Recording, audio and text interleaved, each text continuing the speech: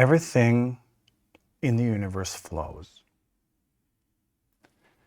It's important that you truly understand that it's only when something moves that it is connected.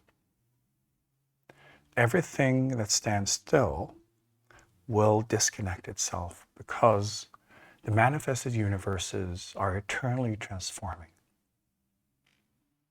As I explained, it's the recalibration and recalculation of everything. And when something happens, everything will have to readjust to that because everything is constantly changing. This process never stops. You can never get to the point where you can say, oh, I've learned everything now. It's not possible. Because even in that moment where you have studied and learned everything in the universe, a fraction of a second after, you have to do it all again.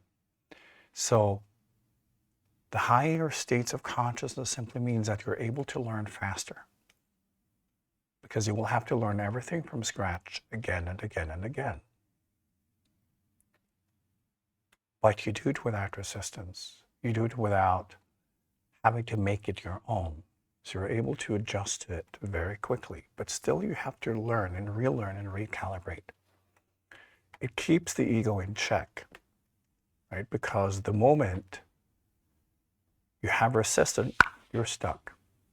So even when you reach a high level of consciousness, it's not permanent. It's only for that second. And then you have to do it again the second after. To me, that's so beautiful. It only applies to how the universe worked at that particular moment. And the next moment, maybe you're not able to adjust to that. Maybe you'll have a new type of resistance you didn't know of. It's not a competition. It's just working with what is compared to what we believe. And we always figure out new angles. I love being surprised. I love experiencing variations in the universe that has never been before. To me, it's so amazing. And sometimes I can learn something I've never, ever seen before because that particular variation has never been. I love it. And it's never about proving everything we know. It's always about assuming that we haven't understood anything and having the willingness to learn everything from scratch yet again. And the ego will tell you, well, I've done that now. You know, in modern spirituality and in traditional spirituality, the thing, oh, I'm done with that. I'm past that level now. It's a red flag. Only the ego will say something that's stupid. Because when you expand for real, you know you have to learn everything again and again and again. Therefore, you can never be done. The moment you're done, you're stuck. You stand still, and then you disconnect. You have to transform. So even when you have understood a principle, how it plays out in your existence will transform continuously. And the moment we're not willing to do so, we stop, we're disconnected.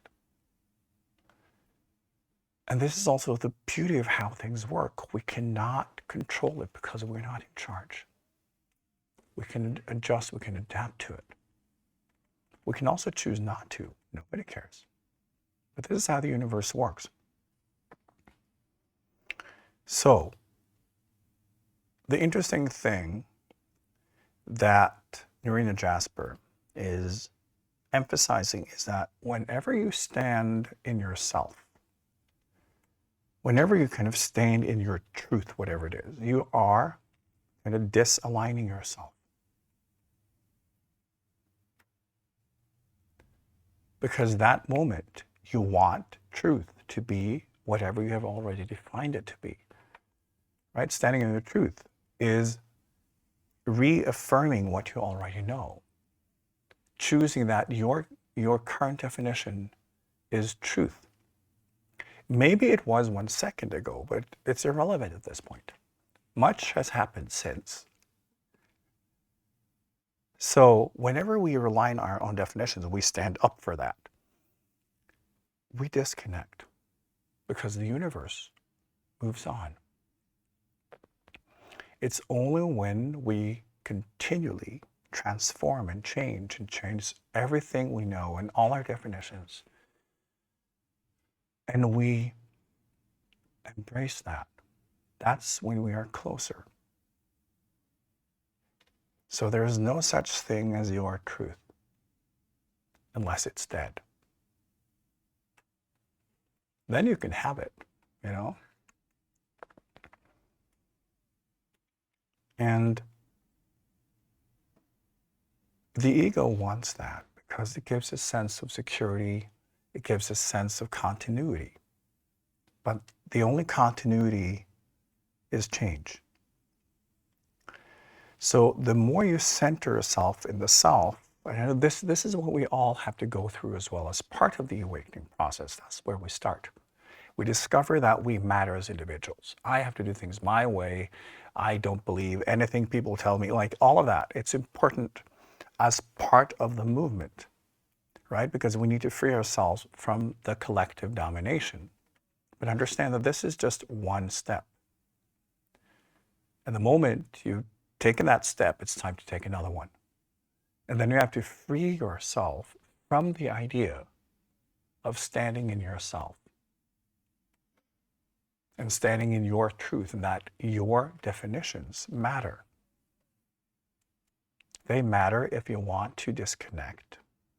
They matter if you want to stand still and kind of freeze in the ego.